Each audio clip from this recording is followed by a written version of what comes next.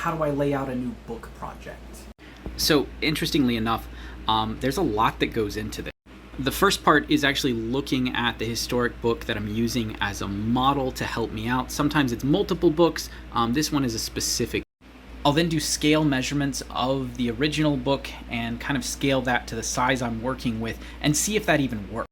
I'll then draw that out, and I'll do multiple iterations. You can see multiple lines for setting my margins, for setting my line spacing, and just playing with different things and seeing what looks right, what kind of matches the aesthetic of the original, and also what kind of follows the kind of unspoken rules of book dimensions and layout. And there's kind of some guidelines as to how that works. Some of them have been extrapolated from historic data, but most of them are very arbitrary and made up. Once I've figured out what those dimensions are, then I start practicing. So how do I practice a new book layout, new book hand? So interestingly enough, most historic hands at this point, I've done some variation of all of them in fairly large amounts. And so then it's just learning the specific variation and kind of playing with specific letter forms to get them. This isn't to say I don't have to practice them and don't have to kind of figure out exactly how things were constructed. The one thing I want to talk about is this is a fairly cheap cardstock that I did all of my layout on, but right here is a scrap of parchment. This is the same quill, the same ink, the same everything else. As you can see on there, it's wildly different how that actually looks. And so there's reasons why a lot of the times if I'm practicing a hand at scale to make sure it behaves the way I want it to make and figure out how letters are formed, I have to use the right tools. I have to use a quill. I have to use parchment scraps before I can even start. Quick follow-up to the last video. If you haven't seen that, you should go check that. So this is what that practice hand actually looks like on parchment after I've kind of played with it a little bit. Laid out in a column. This is just a scrap practice real quick. How do you fold and stack parchment to make a book? I'm glad you asked. So there is a grain side and there's a flesh side, or hair side and flesh side of the skin. It depends on the time period. Earliest time periods, they stacked them. They would cut all of the sheets individually and just stack them together. And so when you opened up the book, unless you were in the middle of a gathering or on the beginning of a gathering, you would see both a grain and a flesh, so both a hair and a flesh side. So in the later periods, they came up with this relatively ingenious idea to actually just fold the parchment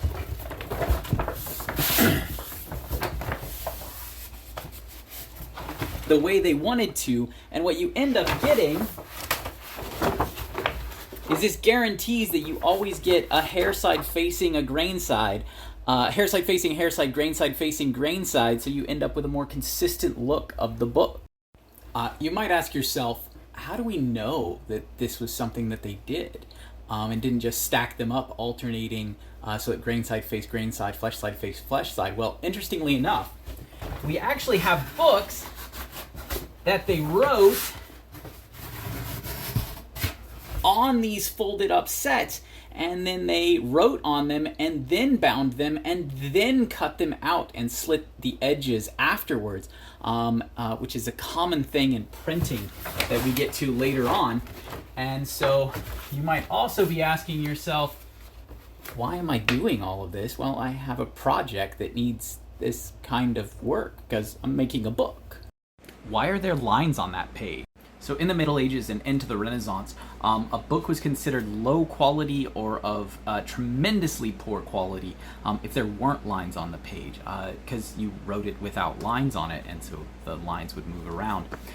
This has lines on the page, and so this is actually done with a brass stylus, bronze stylus actually, and as you'll see, there's little triangle-shaped holes there, kind of slits.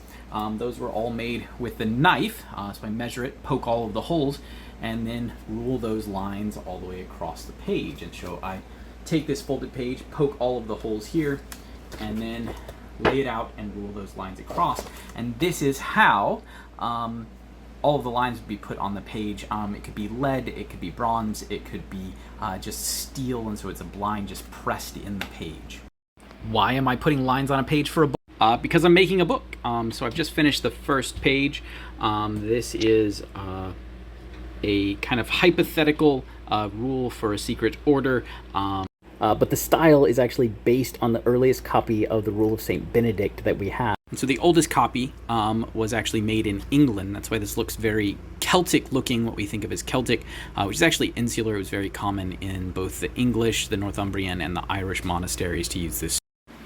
So I've made a lot of progress on the book I'm working on. It's just under 12 pages.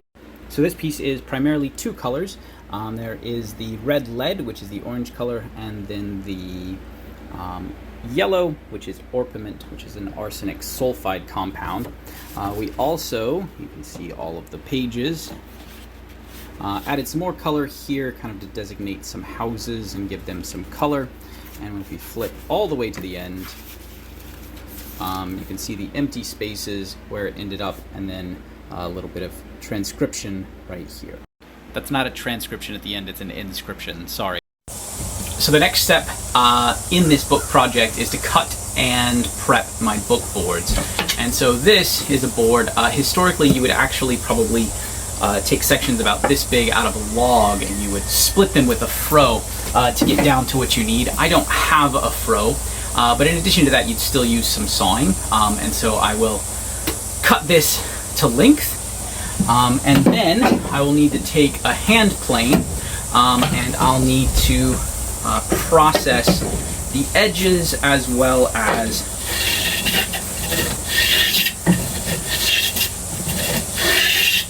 the tops, and smooth everything down after that was split. This I've actually done using a modern planer, because that's a whole lot easier and saves my back and hands for other work. Sun's really bright behind me today, so I'm trying to reduce some of that. So as you can see, I've rounded these edges, and I actually did that with the hand plane. This right here actually needs a little bit right there. Round that off. And so then after they're rounded, I have to drill the holes. And so I'll show you that real quick. And so there's a couple of different types of things to drill holes with. This is a brace and bit, works great for bigger holes or medium-sized holes. This is a pump drill, which has a weight on it. This one is soapstone. There's also evidence of brass and lead and things like that. But much better for smaller holes.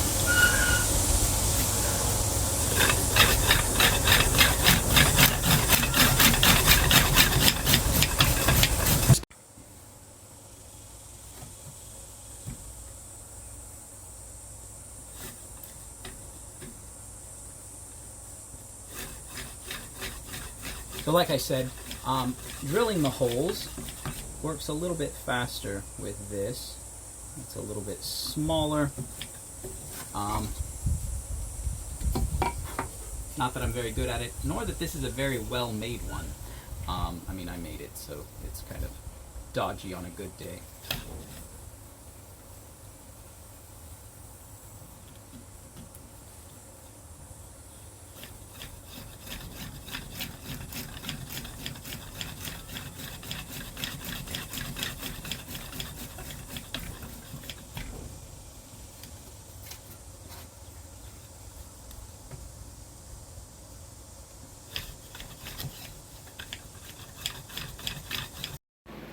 So these holes are drilled. There's actually a couple more holes that I have to drill at the top and bottom of each of these boards for the end bands.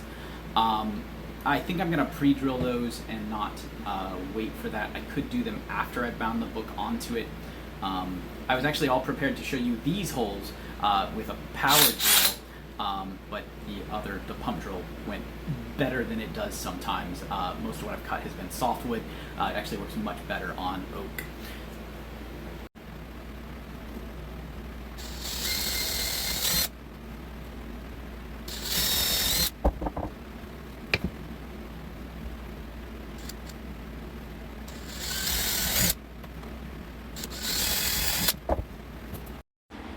So I am binding this right now. So the binding style for the book that I'm working on, I'm doing a Byzantine binding, very similar to Coptic binding in that it is kind of a chain stitch that is stitched along. and up the gathering. So there's not main supports. There's also no sewing frame involved, which means there's a little bit more fiddling, a little less organization kind of as I'm going. Right now, I've stitched on the first gathering to the backboard.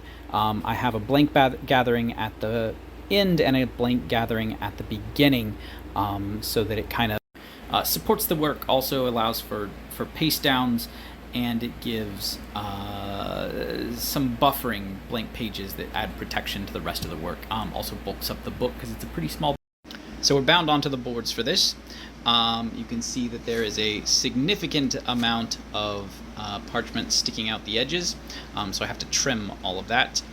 Couple of ways to do it. You could use a plow or a plane or a draw knife. My goal is to actually probably use a draw knife initially. I got to clamp it up, and then hopefully trim it down with a plane. We'll see if it works. So that was a lot.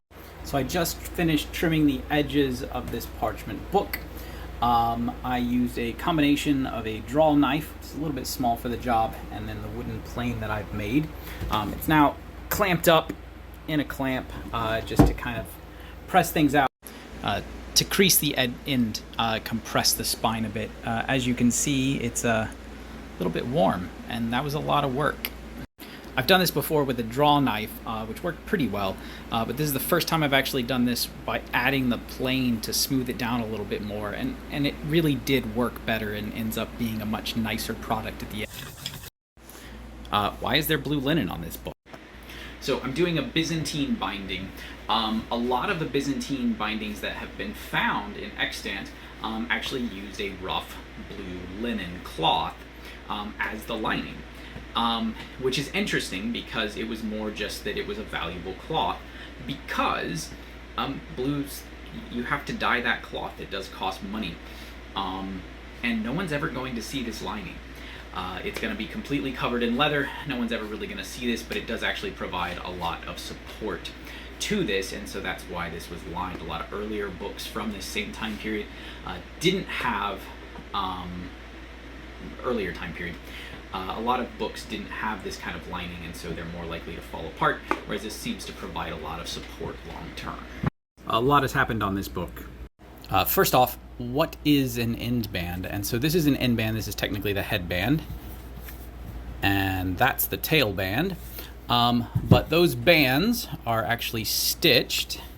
You're not going to be able to see it very well, but they stitch through those holes and then are attached to two cords that work their way along and then stitch into each of these sets of pages, the gatherings, and then back here, and they're tucked into holes.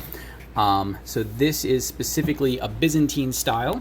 Different time periods, different regions, all of them have different end bands, different headbands, tail bands that you'll see, but this one's Byzantine because that's how I'm working right now.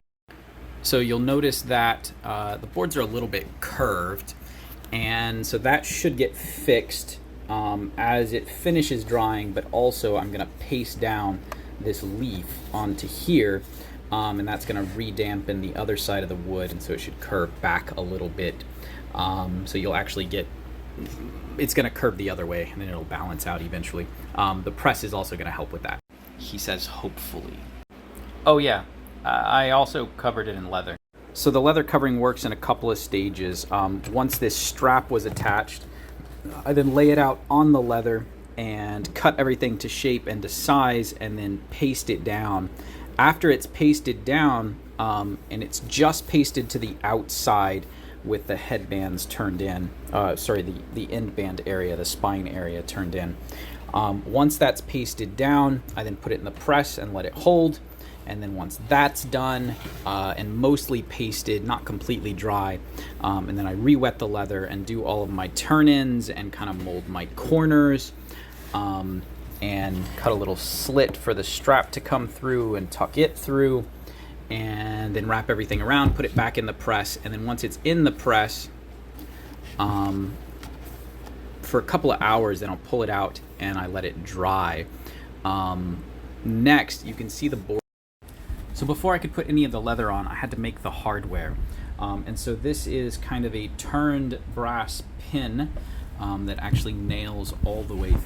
So there's the rest of the nail on the inside. Then you also have to have the counterpoint, which is the clasp piece.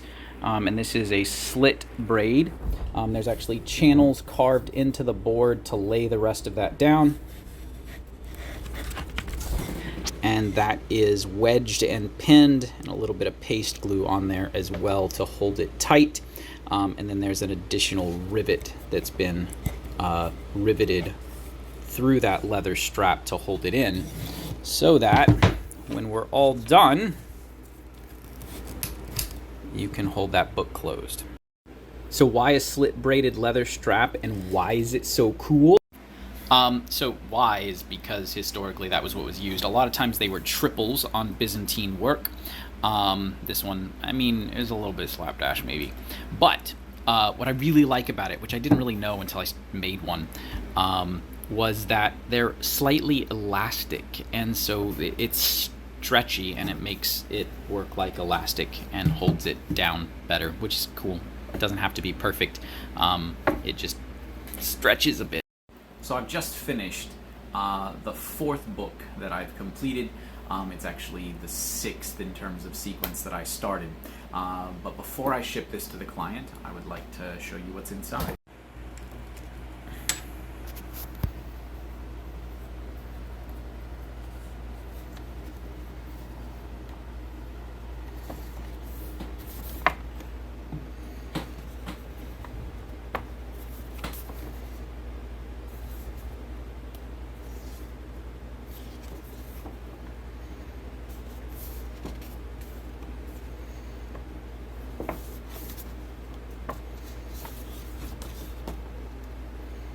If you want to see more about how it was made, go back and look at some of the other videos.